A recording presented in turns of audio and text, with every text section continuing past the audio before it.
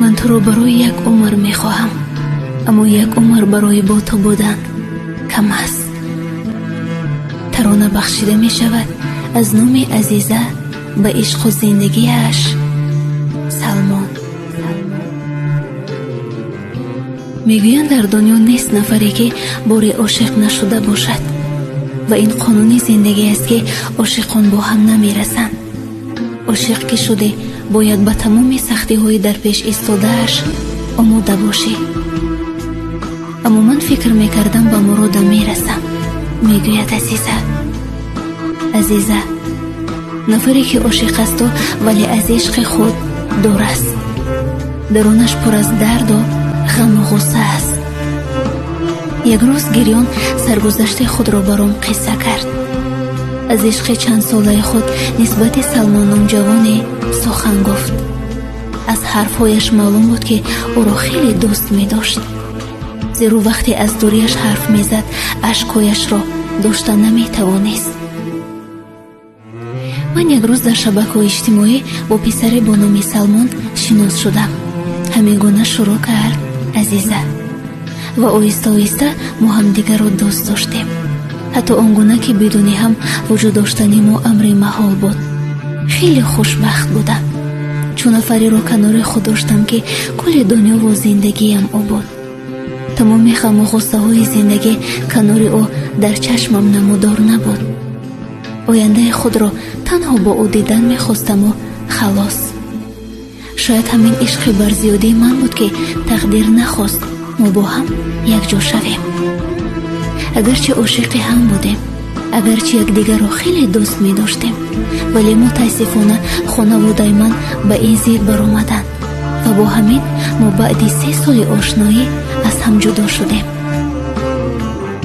برایم سخت بود ترک کردن نفری که خوشبختیم از بودنش وابسته بود، ترک کردن نفری که لبخندهایم از دیدن و احساس کردن او بود، ترک کردن نفری که یک نیمه قلبم بود.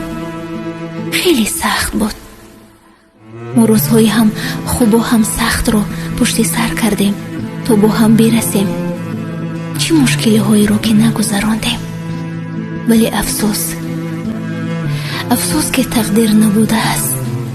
میگویم پرنده‌ای که مال تو نیست اگر در قفس طلایی نگاهش که داری ولی باز هم می رود. و تقدیر ما نیست چنین بوده است. معلوم که ما برای هم آفریده نشده ایم. هرچی که خدا خواست همون می شود. سلمان عزیزم، ببین 1 سال می شود که من از تو دورم. می دونم از من قهری، از من رنجیده ای و شایدم فکر کنی که فراموشت کردم و دوستت نمی دارم. ولی نه، این گونه نیست. من هنوزم همانم که پیش دوستت می داشتم. این محبت برزیاد شد از دوری تو کم نه.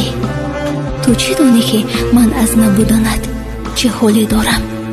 میدونم با حرف خانوادم کردم و از تو روی گرداندم چون دیگر علاجی نداشتم، چون من دختر بودم و حق انتخاب کردن رو نداشتم. ولی باور کن از این خیلی پشیمانم که چرا از تو به این آسانی دست کشیدم. عزیزم، مرا ببخش برای همش، برای در قلبت احساس خود را بیدار کردن و بعداً آن را شکستنم. مرا ببخش لطفاً.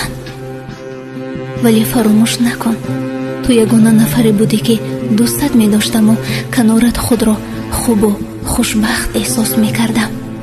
حسیات عشق فراموش نشده نیست عزیزم.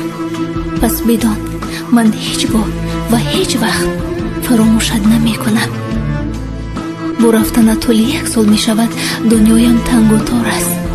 آرزو و خوشبختی دیگر در من نیست.